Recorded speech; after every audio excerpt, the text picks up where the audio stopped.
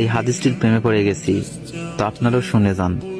আপনি যখন নিজের ঘরে নীরবে কান্না করবেন, আল্লাহ তখন ফেরেশতাদের উদ্দেশ্য করে বলেন, কোন জিনিস আমার এই বান্দার চোখে পানি আনলো?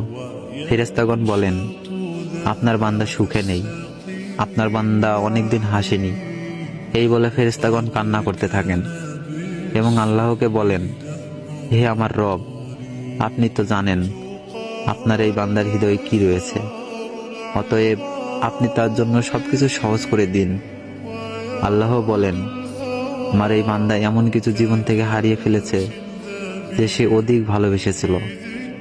অতএব আল্লাহ বলেন, আমি শপথ করছি, আমার বান্দা যা তার জীবন থেকে হারিয়েছে তার চেয়ে উত্তম জিনিস আমি তাকে এনে দিব, যা দেখে দুনিয়া ও আখিরাতে সবাই বিস্মিত হবে।